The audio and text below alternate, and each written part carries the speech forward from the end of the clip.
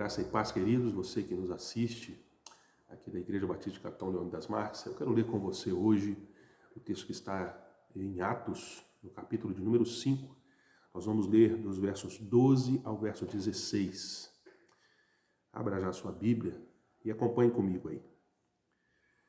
Muitos sinais e prodígios eram feitos entre o povo pelas mãos dos apóstolos. E costumavam todos reunir-se de comum acordo no pórtico de Salomão. Mas dos restantes ninguém ousava ajuntar-se a eles. Porém, o povo lhes tributava grande admiração.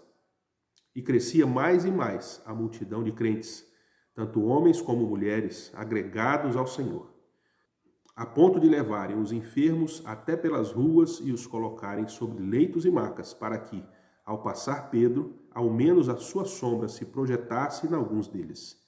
Afluía também muita gente das cidades vizinhas a Jerusalém, levando doentes e atormentados de espíritos imundos, e todos eram curados. Feche seus olhos, vamos orar. Pai querido, nós temos lido diante de nós a Tua palavra. E o nosso pedido agora, o nosso desejo é que o Senhor fale aos nossos corações mais uma vez. Ó Deus, toca na vida e no coração e na família de cada pessoa que está nos assistindo, que está ouvindo, ó Deus, a Tua palavra nesse momento. Que possam, Deus, ouvir também a voz do Teu Espírito Santo. Em nome de Jesus. Amém. Você se lembra de quando você ouviu a voz de Deus te chamando? Quando você ouviu o convite de Jesus para aceitar a sua salvação? É tão interessante quando a gente para pensar nesse tempo, né? Talvez muitos de vocês que estão me ouvindo já tenham muitos anos de convertido, assim como eu, desde a minha infância, a adolescência, dentro da igreja. E às vezes quando eu me remeto no passado para lembrar da época da minha conversão, dá uma saudade, né? Traz um saudosismo no coração da gente. Talvez você seja um crente recém-convertido e isso ainda está mais vivo dentro de você, mais presente, né? Um momento mais próximo. Talvez você seja alguém que ainda não se rendeu ao Evangelho, ainda não se rendeu ao Senhor Jesus. E eu quero dizer para você, nesse dia, através dessa mensagem, é tempo de você se render. Talvez você ainda não tenha assumido esse compromisso, ainda você não tenha entendido a necessidade, a importância tremenda que é render o seu coração ao Senhor Jesus. Quero convidar você a viver essa experiência o quanto antes, se possível ainda hoje, na presença do Senhor Jesus, para que Ele venha restaurar a sua vida, venha transformar o seu coração e mostrar a você esse mundo novo, essa vida nova que Ele tem para todos aqueles que creem. E é sobre isso que eu quero falar com você nessa mensagem de hoje. Sobre o sentimento e as características que existiam entre aqueles que criam. Entre aqueles que creem, existem algumas características que são importantíssimas e que nós precisamos vivenciar em nós, na nossa comunhão, na nossa fé, no nosso crer no poder de Deus. Essas manifestações, essas características precisam estar conosco. E é interessante que o texto, ele vem abordando, em primeiro lugar, eu quero destacar com você aqui, a conduta daqueles que não creem. É sobre isso que eu quero falar com você também agora, no primeiro ponto. Entre aqueles que creem, existem aqueles que não creem. E os que não creem, eles manifestavam o medo. Então eu quero trazer para você esse primeiro ponto que diz, entre aqueles que creem, não há medo. Não há medo. Olha só o que diz aqui, o verso de número 13. Ele diz, mas dos restantes, ou seja, aqueles que não creem, aqueles que estavam ali admirando a igreja, estavam ali gostando de estar no meio deles, achando bonito, mas desses que não criam, ninguém ousava juntar-se a eles. Por quê? Porque eles tinham visto o que aconteceu com Ananias e Safira. Eles perceberam que hipocrisia no meio da igreja não era bem aceita por Deus, pelo Espírito Santo.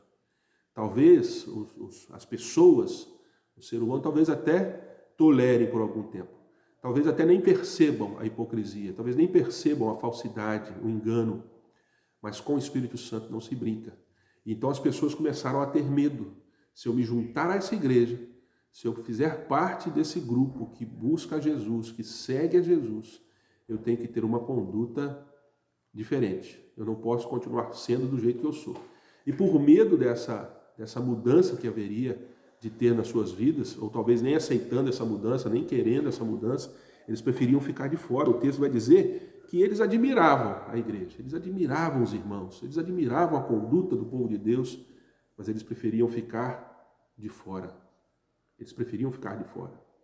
Por isso, a resposta a essa primeira pergunta, né? Entre aqueles que creem, não há medo. Não há medo do que Deus pode fazer, porque eles creem. Porque eles sabem que Deus é fiel, porque eles sabem que Deus é perdoador, eles sabem que Deus ele é misericordioso e Deus os recebe do jeito que eles estão. Então a minha primeira palavra, esse primeiro tópico que eu quero trabalhar com você, principalmente para você que ainda não crê, é dizer para você: não tenha medo, não tenha medo. Se lance nos braços de Jesus e veja o que Ele é capaz de mudar e transformar na sua vida. Sem medo de ser feliz, meu querido. Sem medo de ser feliz. Entre aqueles que creem, não pode haver medo. A palavra de Deus vai nos dizer, uma das cartas de João, ele vai dizer: o verdadeiro amor lança fora o medo. Você ama a Deus? Você ama Jesus? Jogue fora o medo e se lance nos braços dele. Essas pessoas que não criam e não queriam se aproximar da igreja, elas deixaram de alcançar a salvação, porque tinham medo do que poderia acontecer por causa dos seus pecados. O segundo ponto entre aqueles que creem, a segunda característica, entre aqueles que creem, é que eles tinham comunhão.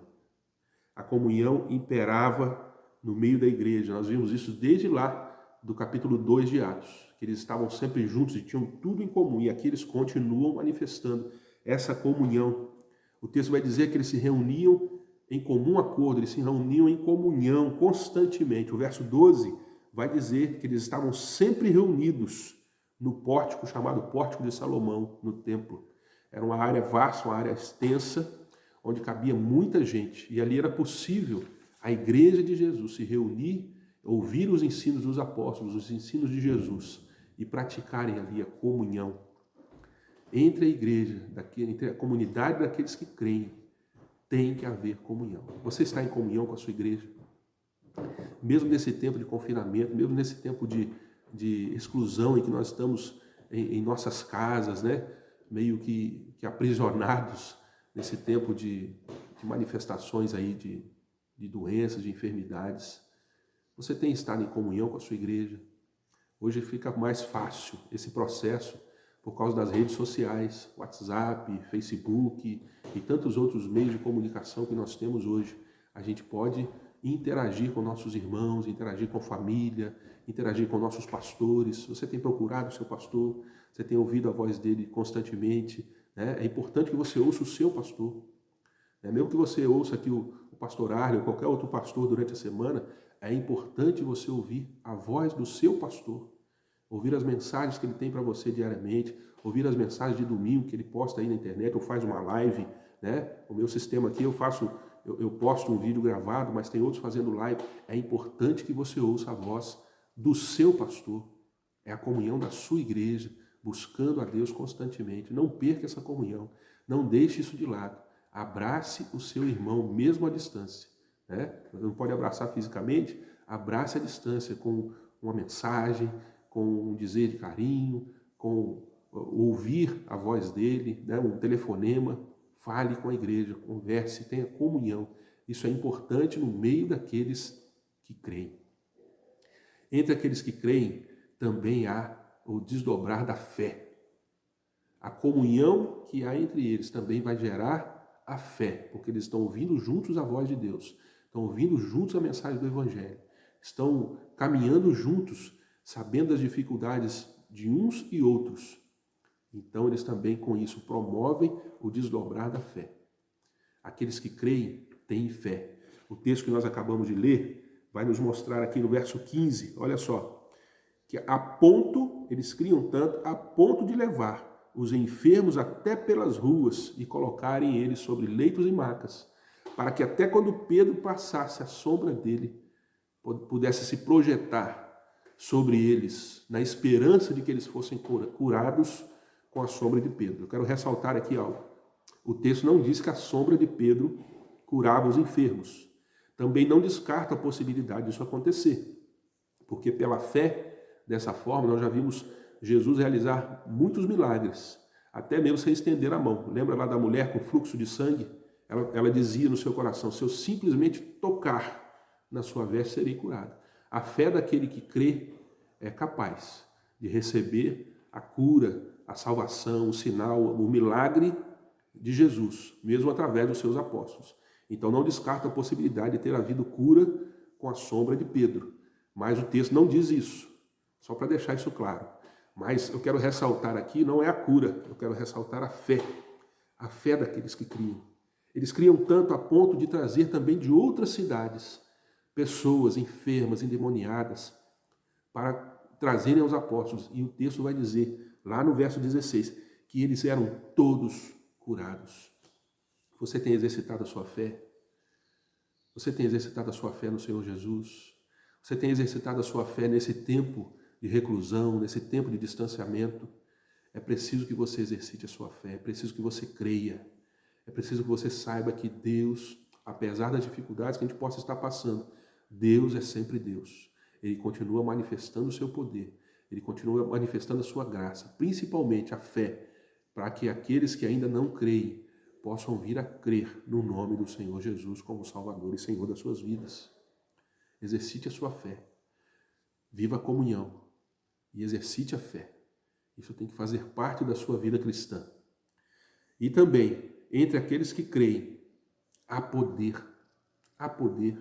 O texto vai nos dizer, lá no verso de número 12, a primeira parte, que entre aqueles que criam, havia manifestação de sinais e o poder de Deus através dos apóstolos.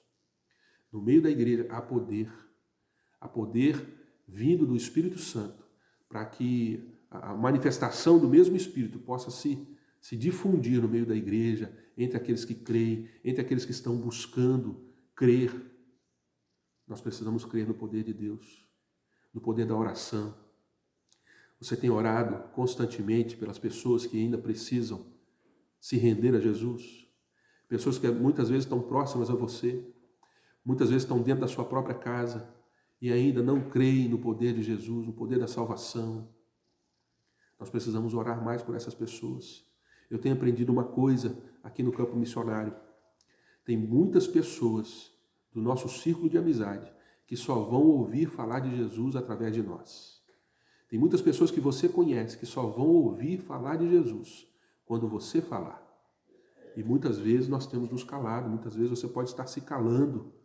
Na hora que você precisa falar, você tem se calado. E às vezes pior, às vezes na hora que você precisa dar um bom testemunho, você não tem dado. Na hora que você precisa manifestar a sua fé em Deus, você não tem manifestado essa fé. Na hora que você precisa demonstrar o exercício da comunhão para que essas pessoas vejam o quão importante é buscar a comunhão da igreja, você não tem demonstrado isso.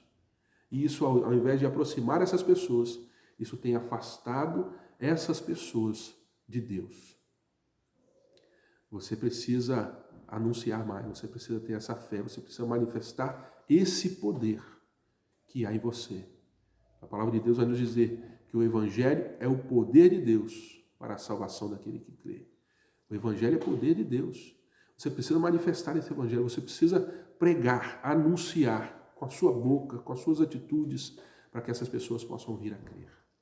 Meu querido, a igreja de hoje, a igreja no Brasil, a igreja no mundo, tem se despertado. É um tempo de despertamento.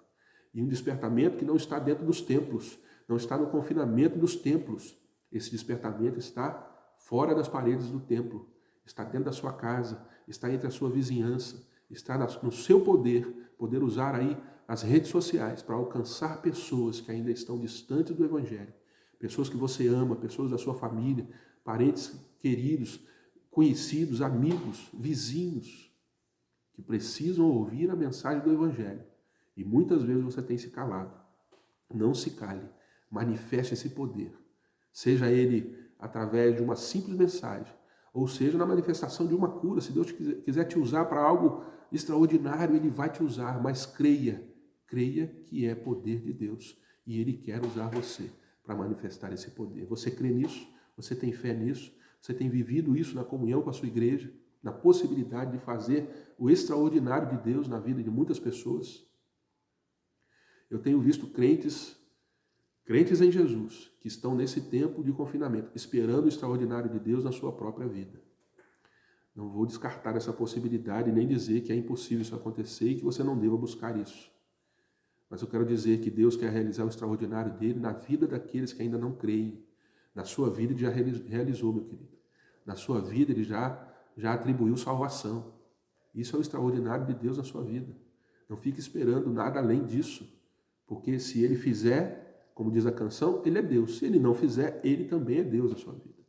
Mas tem pessoas aí fora precisando ouvir do Evangelho, precisando ouvir a manifestação de Deus através da sua vida e ver o extraordinário de Deus na vida delas, a salvação do Senhor Jesus.